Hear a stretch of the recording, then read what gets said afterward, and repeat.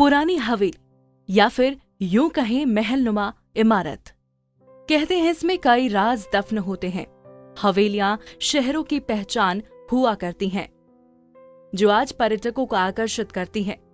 लोग ये जानने के लिए उत्सुक रहते हैं कि आखिर इन्हें किस तरह से बनाया गया और इनके निर्माण में कितना पैसा खर्च हुआ होगा। लेकिन आपको बता दें, ये बड़ी बड़ी हवेलियां जितनी शानदार नजर आती हैं, जरूरी नहीं ये अरबों रुपए खर्च कर बनाई गई हो।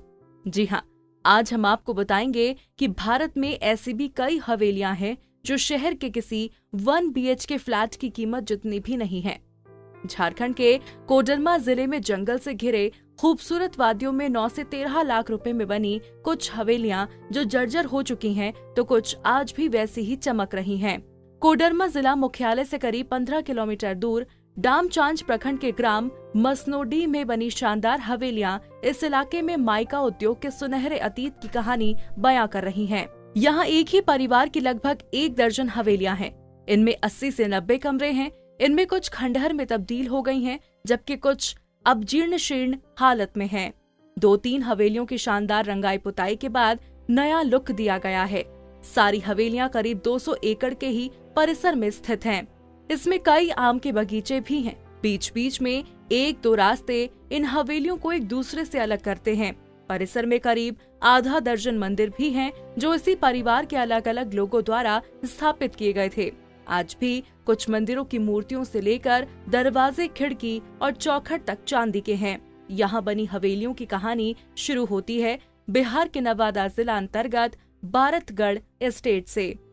इन एक हवेलियों में 80-90 तक कमरे हैं। पूर्व के समय में जब माइका का कारोबार अपने चरम पर था, तब इससे हुई अकूत आय से हवेलियां बनाई गई थीं। इन हवेलियों में परिवार के लोगों के अलावा नौकर चाकर, माइका के मजदूरों के अलावा कारोबार से जुड़े अतिथियों के लिए अलग गेस्ट हाउस के इंतजाम थे। हवेलियों के अलग अलग नाम हैं।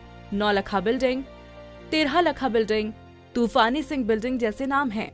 परिवार के लोग बताते हैं, उस दौर में जब सीमेंट 1 रुपए बैग मिलता था, तब इन हवेलियों के निर्माण में 9 से 13 लाख की लागत आई थी। इसीलिए भवनों का नाम 9 लखा 13 लखा रखा गया।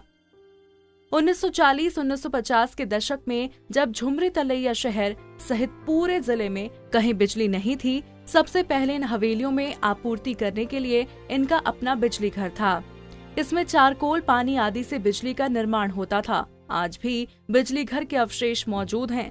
मसनोडी स्थित धर्मनारायण सिंह परिवार की अकूत संपत्ति और राजशाही वैभव की चर्चा एक समय पूरे एकीकृत बिहार में थी। उस समय बिहार कांग्रेस की बड़ी हस्तियों में इस परिवार के नजदीकी और पारिवारिक संबंध थे। गिरीश सिन्हा, कपिल देव नारायण सिंह, त्रिपुरारी सिंह आदि कहते हैं, आजादी के बाद बिहार के पहले मुख्यमंत्री बने श्री कृष्ण सिंह से इनके पारिवारिक संबंध थे। Bureau report, story how news.